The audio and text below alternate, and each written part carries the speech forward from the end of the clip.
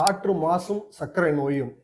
என்ன சார், காத்து மாசுக்கும் சர்க்கரைக்கும் என்ன சார் சம்பந்தம் அப்படிங்கிறீங்களா? சமீபத்திய ஆராய்ச்சி முடிவுகள் என்ன சொல்லுது அப்படின்னா, 2009க்கு அப்புறம் இது வரைக்கும் 2025 வரைக்கும் எடுக்கப்பட்ட பல்வேறு ஆராய்ச்சிகளோட முடிவை ஒட்டுமொத்தமா கூட்டி பார்க்குறப்ப சர்க்கரை நோய் வர்றதுக்கு one of the reason air pollution அப்படிங்கிறது கண்டுபிடிச்சிருக்காங்க. இது எந்த வகையில கரெக்டா இருக்கும் அப்படின்னு பாத்தீங்கன்னா, எப்படி சார் ஏர் பொல்யூஷன் உண்டு பண்ணும் அப்படின்னா, ஏர் பொல்யூட்டன்ஸ் அப்படின்னு சொல்லக்கூடிய இந்த கான்சென்ட்ரேட் இந்த ஏர், அந்த காத்துல மாசுல இருக்கக்கூடிய பொருட்கள், sulphur di oxide, nitrogen di oxide, ozone, இதெல்லாம் வந்து உடம்புல உள்ள போய் நம்மளுடைய மெட்டபாலிசம், ஆக்சிடேட்டிவ் ஸ்ட்ரெஸ்ன்னு சொல்லுவோம், இன்ஃப்ளமேஷனை உண்டு பண்ணுது. ரத்த நாளங்கள்ல இன்ஃப்ளமேஷன் உண்டு பண்ணுது.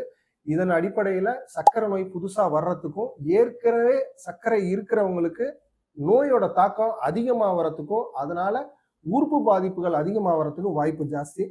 சரி சார், இது எப்படி சார் அவாய்ட் பண்றது அப்படின்னா, சின்ன சின்ன சிம்பிள் டிப்ஸ் சொல்றேன். எதெல்லாம் எங்கெல்லாம் ஃபாலோ பண்ண முடியும்னு பாருங்க. ஒண்ணு வந்து பொல்யூஷன் அதிகமா இருக்க ஏரியாஸ் போறப்போ, இப்போ இண்டஸ்ட்ரீஸ்ல நீங்க ஒர்க் பண்றீங்க, இல்ல பொல்யூட்டட் ரொம்ப பொல்யூஷன் அதிகமா இருக்கக்கூடிய சிட்டிஸ், இப்போ சென்னை மாதிரி, கோயம்புத்தூர் மாதிரி இடங்களுக்கு போறோம் அப்படின்னா, அந்த இடங்கள்ல மாஸ்க் பயன்படுத்துங்க. இன்டோர் நம்ம ரூமுக்குள்ள இருக்கிறப்ப வீட்டுக்குள்ள ஒண்ணு வந்து வென்டிலேஷன் அதிகமா, காற்று நேச்சுரல் ஏர் வந்து போற மாதிரி வென்டிலேஷன் வச்சிருக்கணும். ரெண்டாவது, ஏர் பியூரிஃபையர்ஸ் இன்னைக்கு கமர்ஷியலா அவைலபிள், அதை யூஸ் பண்ணலாம்.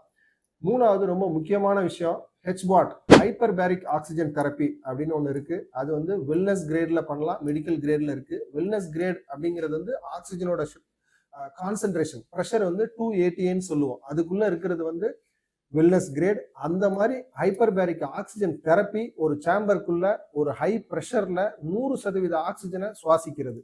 இது வந்து எப்பெல்லாம் நம்மளால பண்ண முடியுமோ அப்ப பண்றப்ப இந்த காற்றினோட மாசுடைய தன்மையை குறைச்சி உடலோட ஹெல்த்தை வந்து பெரிய லெவல்ல இம்ப்ரூவ் பண்ண முடியும். ஸோ காற்று மாசை தவிர்த்து சர்க்கரை நோயிலிருந்து விடுபட்டு நிம்மதியான வாழ்க்கை வாழ வாழ்த்து.